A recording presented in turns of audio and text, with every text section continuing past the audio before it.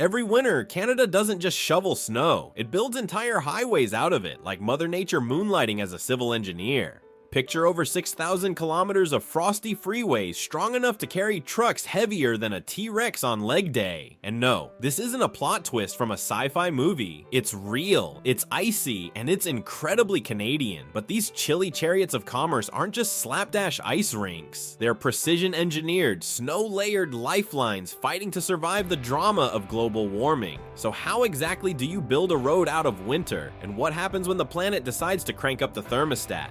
A northern necessity. Reaching Canada's northernmost communities has always been a challenge. Throughout much of the 20th century, especially between the 1930s and 1950s, supplying these remote regions was nearly impossible using traditional transportation methods. Air freight, while fast, was prohibitively expensive for delivering the heavy machinery and fuel required by mining operations and local populations. Faced with this economic and logistical conundrum, engineers and workers devised an innovative workaround: CAT trains. These powerful Caterpillar-tracked vehicles hauled long caravans of sleds across frozen tundra, laying the foundation, literally and figuratively, for the ice roads we see today.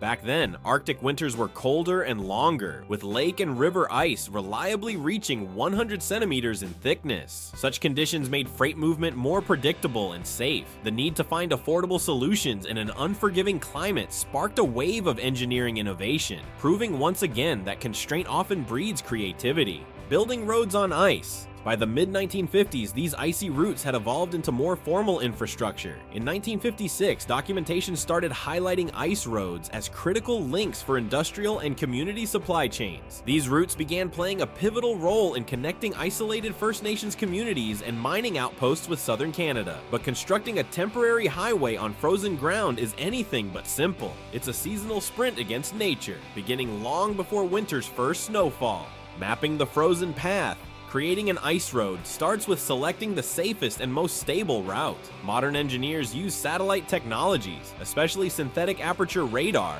SAR, to scan the landscape. Synthetic aperture radar can penetrate cloud cover and darkness using microwave signals, revealing ice thickness, quality, and surface conditions. These insights help planners avoid weak spots caused by underwater currents or shallow areas prone to fracturing. Preparing the ground. On land, the first step involves stabilizing the terrain. Much of Canada's north is covered in muskeg, waterlogged, swampy ground, and permafrost, which is frozen year-round. Crews use snowmobiles and specially designed snow machines with low ground pressure to compress snow into the earth. This process, known as driving frost into the ground, helps create a stronger, more deeply frozen base. Construction can only commence once the ground reaches a consistent -5 degrees Celsius at a depth of 30 centimeters. This temperature milestone is tracked using a measure called freezing degree days, which counts how many sub-zero days accumulate over time. For example, in Manitoba, ice road construction begins only after reaching at least 300 freezing degree days. Engineering the ice highway. Layer by layer, Canada's icy highways come to life, not with asphalt and steamrollers, but with snowcats that could pass for frosty bulldozers from a holiday action movie. Once the base is solid and the ice says, "I got this," crews go full winter warrior mode, plowing away the deceptively cozy snow that acts more like a thermal blanket than a freezer boost. Think of snow as that one friend who insists they're helping but actually slows everything down. With 6-meter wide blades, these snowcats carve through the fluff to expose the raw, eager ice beneath.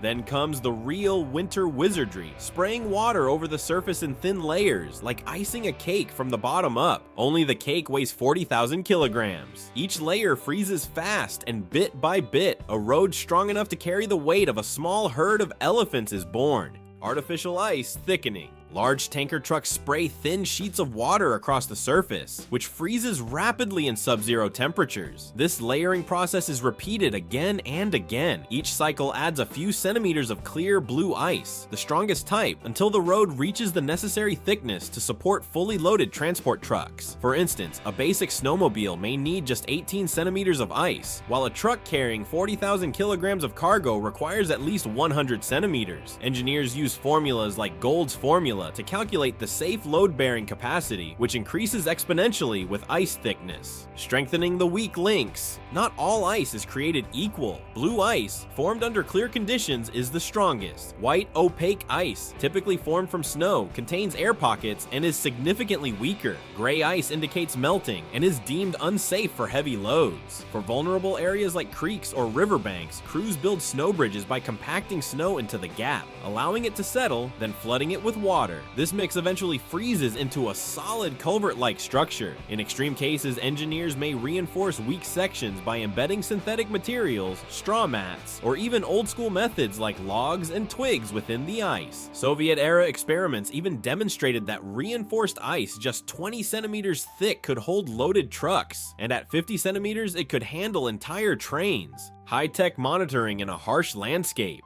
Modern ice roads are closely monitored with advanced tools like ground-penetrating radar. These systems, towed behind vehicles, continuously scan ice thickness in real time, sounding alarms when they detect dangerously thin patches. Unlike manual drilling, which can miss weak spots, ground-penetrating radar provides detailed data every 5 centimeters. This real-time feedback is crucial. A single missed anomaly could lead to catastrophic failure and potentially life-threatening accidents in sub-zero conditions.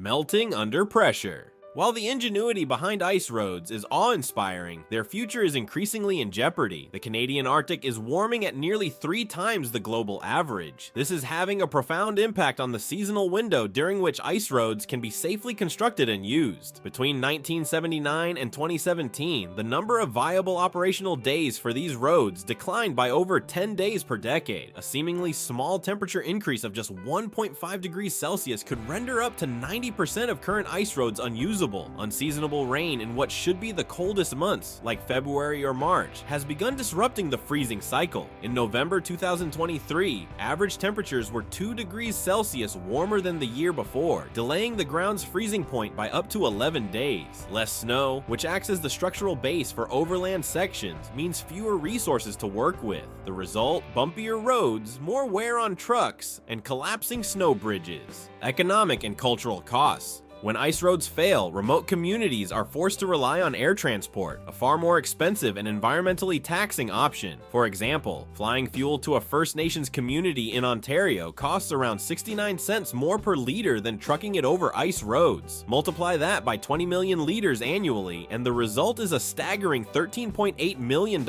in extra costs. This added burden impacts everything from food prices to healthcare access. Construction materials for housing become unaffordable. Medical trips are delayed, and cultural gatherings are harder to organize. Ice road failure is more than an inconvenience. It deepens existing inequities in already underserved regions. The path forward. Many affected communities call for permanent all-season roads, but these are neither cheap nor easy to build. Permafrost, which underlies much of Canada's north, becomes unstable when thawed, causing roads to shift or collapse. Engineers must contend with ground subsidence, slope instability, and erosion, all exacerbated by climate change.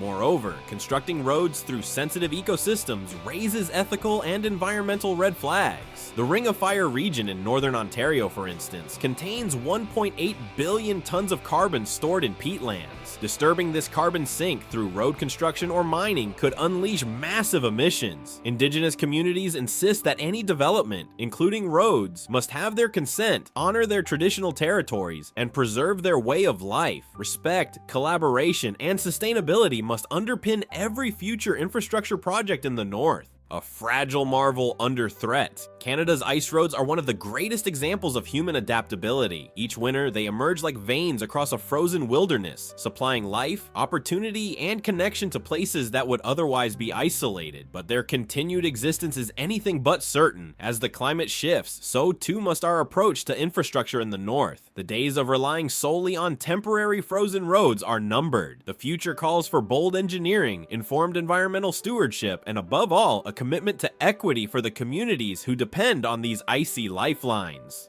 If this frosty engineering feat gave you chills, the good kind, don't let the story melt here. Hit that like button, smash subscribe like a snowcat clearing a trail, and ring the bell so you never miss another cool deep dive. Got an icy topic in mind? Drop it in the comments. We're all ears and ear muffs.